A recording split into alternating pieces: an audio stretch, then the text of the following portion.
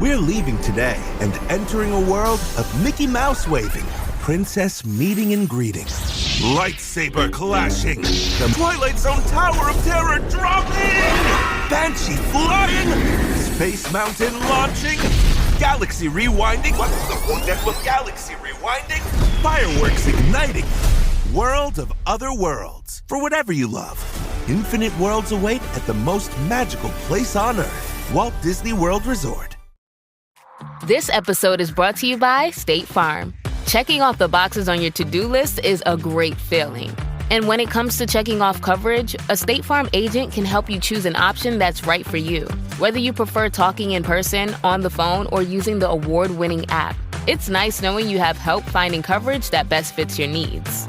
Like a good neighbor, State Farm is there. This is Optimal Living Daily, 10 Simple Ways to Help You Say No by Courtney Carver of BeMoreWithLess.com. And I'm Justin Malik, your personal narrator, the guy reading you articles every single day of the year to add a bit more inspiration, motivation, and happiness to our day. And with that, let's get right to our next post as we optimize your life. 10 Simple Ways to Help You Say No by Courtney Carver of BeMoreWithLess.com. It's important to say no so we can create more time to engage in what matters most. Even though we may feel bad or worried about saying no, it's still important because we need more time than we think. Not only do we need time to do the usual things, but we need time to notice things and to process thoughts and emotions. We need time to move through the world, present and undistracted. We need time to just be. We need time to remember who we are. We can better serve the world when we have time to respond thoughtfully instead of reacting mindlessly. We need time to take care of our bodies and time to listen to our hearts. We deserve time to engage in the things that are on our heart lists, not only the things on our to-do lists. Things like take a long walk, doodle in a notebook, call someone who makes you laugh, lie around and put your feet up, disconnect from the internet for 3 days. It takes time to take care of our bodies, brains, hearts, and souls, and if we don't take that time, we can't take care of anyone else, at least not for very long. Continuing to serve everyone but ourselves will leave us completely depleted, and there will be consequences. When all of your free time and space is dedicated to keeping up, catching up, regrouping, and making ends meet, it's not free time. If you want free time, real free time, or if you crave 8 whole hours of sleep, a proper lunch break, or at least 24 hours away from your email, you're going to have to say no. A lot. Saying no is no easy feat, especially for kind, generous souls, for people pleasers, and for people who are used to saying yes to everything. Yes, I'll chair the silent auction. Yes, I'll meet you for coffee. Yes, I'll make a wonderful family dinner. Yes, you can pick my brain. Yes, I'll drive you to the airport. Yes, I'll take that call. Yes, I'll make that thing for that party. Yes, I'll respond to every notification on my phone. The list goes on and on. We've all said yes when we wanted to say no. Whether we say it out of guilt, for fear of missing out, or out of habit, it's important to note that saying yes when your heart says no is a disservice not only to you, but to everyone you say yes to. If your heart says no, it will fight the yes all the way through. You won't be excited to contribute. You won't give your best, and you may end up resenting the commitment or the person who asked you to commit. I know there are exceptions to the never say yes when your heart says no rule. My heart doesn't want to go to the dentist every 6 months, but I do go. If you struggle to protect your time, use one or more of these 10 simple ways to help you say no. Number 1, figure out what matters to you by asking questions. It helps to ask the questions out loud. Put your hands on your heart when you ask, does this really matter to me? Is this love? Is this contributing to the life I want, to my health, or to the way I want to treat people? Am I holding on for the right reasons? Ask it about your stuff, about how you feel, about your work, about a grudge, about invitations, requests, everything. Put your hands on your heart and ask. Your heart knows things and she will help you make room for what matters. Number 2, know you can be grateful and graceful while saying no. Jonathan Fields suggests practicing the loving no and how to live a good life, soulful stories, surprising science, and practical wisdom. Fields says to ask yourself, how can I be kind and respectful, yet also stand strong in what I need. What would that sound like? He suggests picturing yourself spending all the time you've now freed up doing the thing that really matters to you before responding with your no. Be grateful for the invitation, respectful of the time and courage it may have taken someone to ask, and graceful and loving when you decline.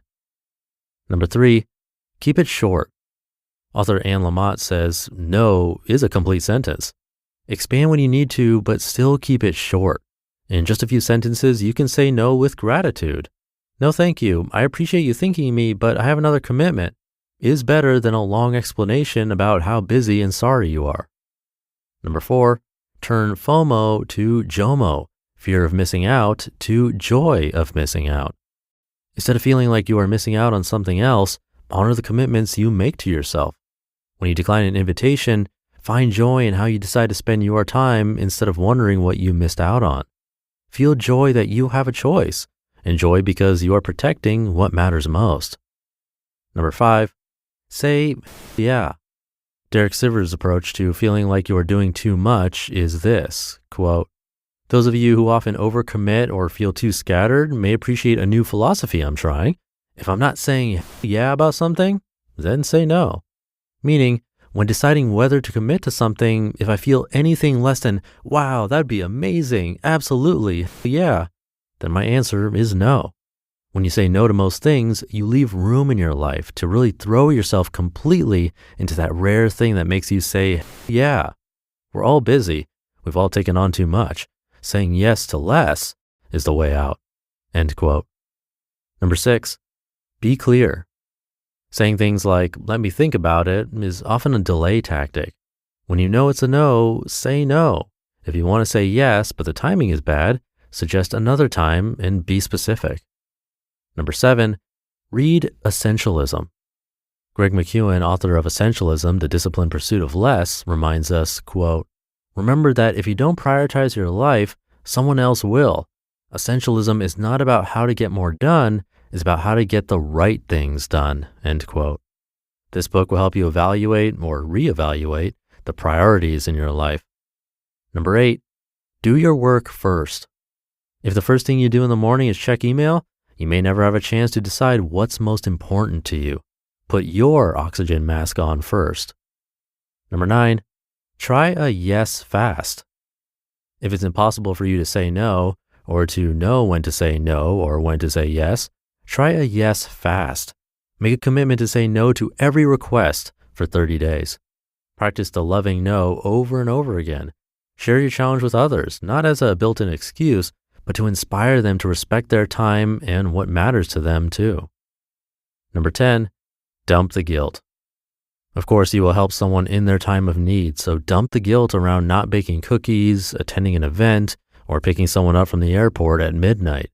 Believe in yourself and what you know is best for your life, and say no to guilt. It is in the small, still moments where you build your strength and resilience so you can contribute to the world in more meaningful ways. When you sit quietly and put your hands on your heart, you'll know what matters most. You just listened to the post titled 10 Simple Ways to Help You Say No by Courtney Carver of BeMoreWithLess.com. I'll be right back with my commentary. If you're serious about optimizing your life, you need to understand what's happening inside your body. That's where Superpower comes in. Superpower sends a licensed professional to your home or you visit a nearby lab for one simple draw testing over 100 biomarkers, way more than a standard checkup. You get info on your heart, liver, thyroid, hormones, metabolism, vitamins, and even environmental toxins. What I love is that with Superpower, you get an actionable plan with supplement suggestions, nutritional guidance, and lifestyle adjustments. You'll discover your true biological age and track progress over your lifetime. Make this the year you stop guessing about your health with Superpower. Not only did Superpower reduce their price to just $199, but for a limited time, our listeners get an additional $20 off with code OLD. Head to superpower.com and use code OLD at checkout for $20 off your membership.